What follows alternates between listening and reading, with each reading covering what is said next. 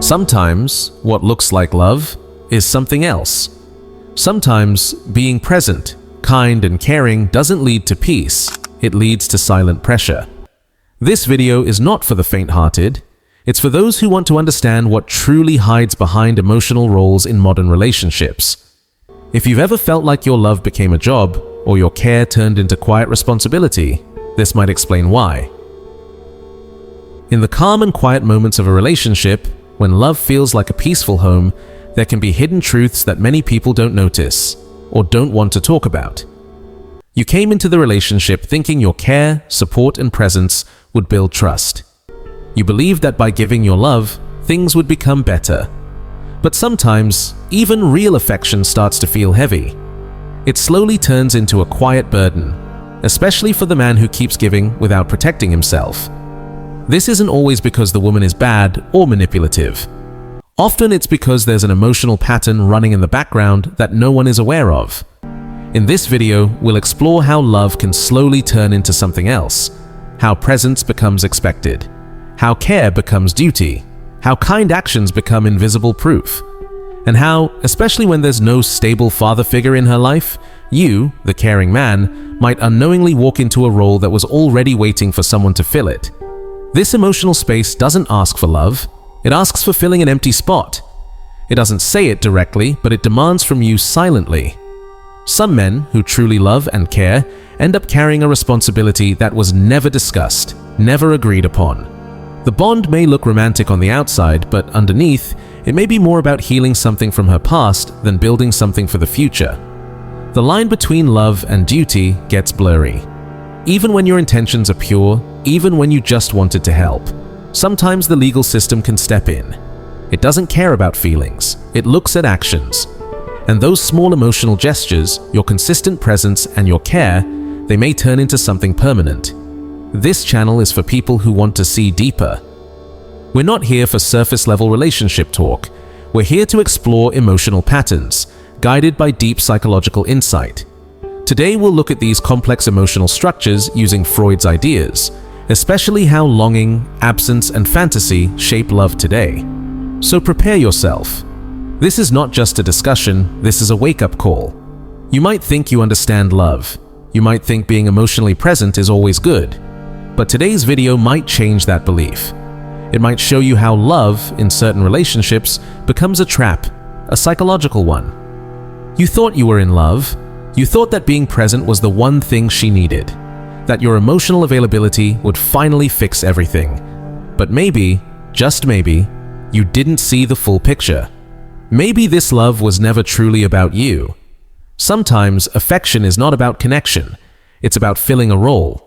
You walk in thinking you're her partner, but without realizing it, you become someone her subconscious already selected to fill a missing space. And here's the truth many won't say. In some relationships, she's not looking for a man. She's looking for someone to heal an old pain. Not a partner, but a symbol, a figure, a shadow of someone who wasn't there when she needed them. If you don't recognize this, you step into a role that's much heavier than love. You step into a symbolic function. What looked like romance was actually emotional transference. You weren't just the boyfriend, you became the substitute for the father who wasn't there. Her emotional world didn't want love, it wanted repair. And you walked into that job without even knowing it. But feelings aren't always safe, especially not in the eyes of the law. The legal system doesn't see feelings, it sees roles. If you cared for her child, supported her emotionally, offered help and protection, you may have become more than just a partner. In the emotional story she tells, you're no longer a man, you're a reference point, a steady figure, a dad, and that role can carry legal weight.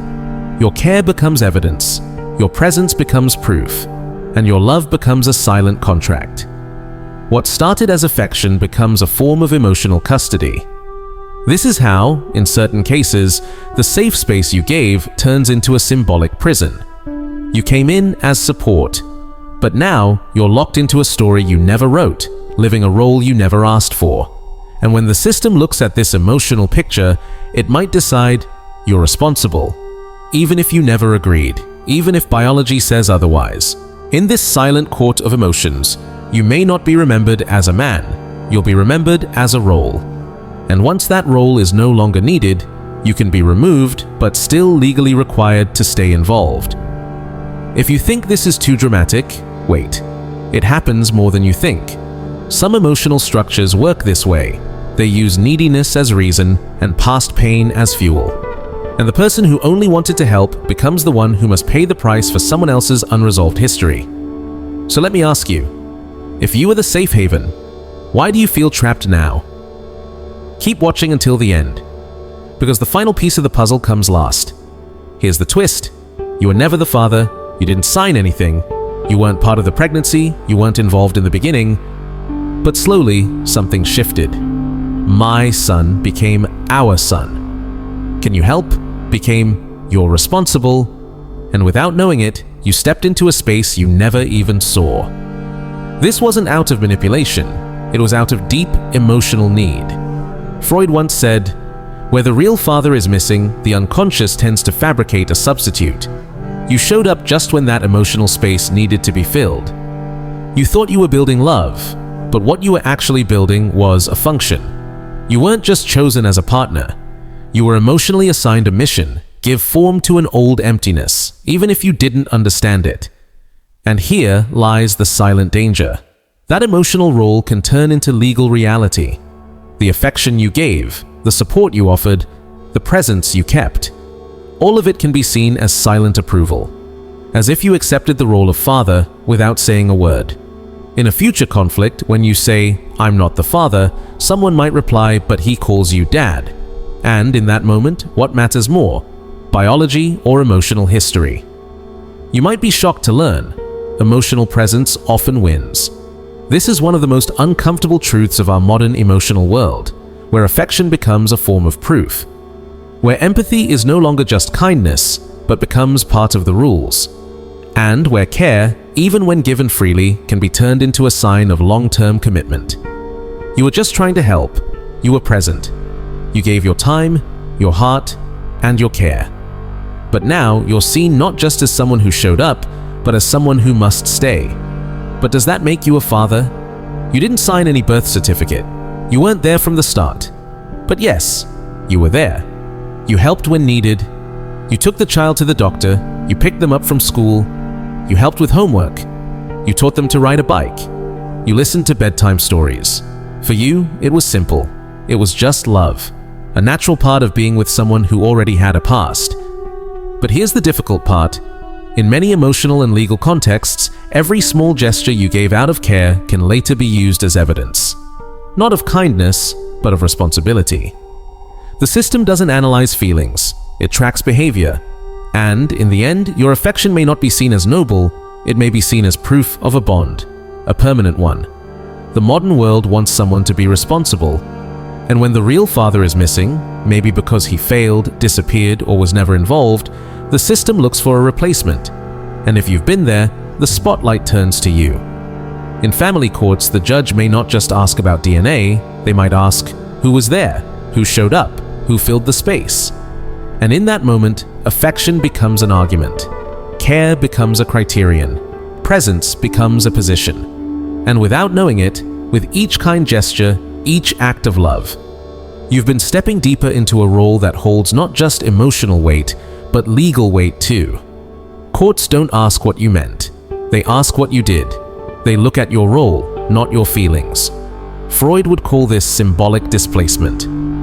When what you intended emotionally becomes something else socially, your love is reinterpreted. Your care becomes a silent yes.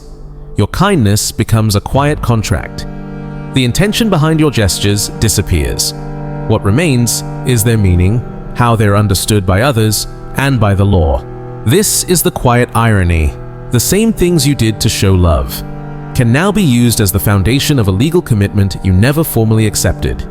You may have become a father in affection, and now that can be turned into being a father in form, on paper, in court, in obligation. This is the point where, for some men, love shifts from expression to demand. What you gave freely is now interpreted as something promised, and if one day you try to walk away, you may hear that you're abandoning a role, even if you never agreed to it, because in this system, affection is the receipt. And even when unintentional, it gets recorded. Maybe she wasn't just looking for a partner. Maybe, deep down, she was looking for confirmation. Someone to show up, not only to love her, but to reinforce the emotional story she's been carrying for years. You thought you were building a relationship, but your presence might have served as a mirror to her pain, not an exchange between equals. While you imagined romance, she may have been reconstructing a broken emotional world. And in doing so, you were given a role. Not by words, but by emotions. You filled a space that was already empty long before you arrived. You mistook it for love. She perhaps mistook you for healing. But her emotional need didn't start with you. It was already there, and no amount of affection could fully satisfy it. When such deep needs go unnoticed, they become quiet demands. And often, the real cost appears much later, when your actions are given meanings you never intended. Freud called this blind transference, when we unknowingly project our unhealed pain onto someone else. You thought you were entering a relationship between two conscious adults. But without realizing it, you became the emotional repairman, the one chosen to fix something you didn't break. And when healing didn't happen, her frustration may have turned into silent pressure, not spoken, but felt. Your empathy, once seen as kindness, is now being treated as commitment. Your affection, once a gesture of love, is now seen as a promise, a binding emotional agreement you didn't know you made. In the emotional world, love can act like an admission. When you said, "I love you," she might have heard, "I accept responsibility." And from that point on, everything you did after that, every ride to school, every late night story, every shared meal, was reinterpreted, not just as love, but as proof, as commitment, as legal ground. You thought love was free, that care was just care, that touch, comfort, presence, all were signs of connection. But in the world of deep emotional wounds, symbols speak louder than intentions. The meaning of your gesture is not what you meant. It's how it's received, how it's remembered, how it fits into the emotional narrative already being lived. And in some cases, that memory becomes more than just emotional. It becomes a file, a case, a decision. This is the moment when everything begins to change. The touch that once brought her peace now carries the weight of expectation. The kiss that gave comfort now looks like silent agreement. What you offered with love may come back not with thanks, but with emotional or even legal demands. Freud said, "The unconscious doesn't work with coincidence. It repeats patterns. And sometimes what seems like simple affection is actually a hidden desire to turn a gesture into structure and structure into law." You didn't just help her heal. You became the interpreter of a pain she might not even be aware of. And over time, you noticed you were holding a role you never asked for. That gentle touch, that loving care. It quietly transformed. It became something more, not in your eyes, but in the emotional story she had carried for years. This is the strange logic of today's relationships. The man who offers deep care can be seen not as a lover, but as the ideal substitute. Not for what he did wrong, but for what he came to represent. You're judged not by what you meant, but by how your love fit into a script you didn't write. So a new kind of demand appears, one not based on legal contract, but on emotional interpretation. You loved deeply, but without knowing it, you stepped into the place of someone who should have been there long ago. And now you carry the weight of that absence. You entered as a partner, but maybe she saw you as something else. Not out of manipulation, but out of deep, unspoken need. Her eyes might have searched in you something you couldn't give. The image of a missing father, a figure who shaped her emotional world. It all felt beautiful at first, safe, warm, real. But slowly, the truth became clear. You were reacting to pain you didn't cause. You were part of a story that didn't begin with you. Even her affection may have come with silent expectations. And like many good men, you mistook that closeness for mutual love. Until one day, you realized your affection was not enough unless it supported an ideal. And when that ideal broke, what once felt like love turned into pressure.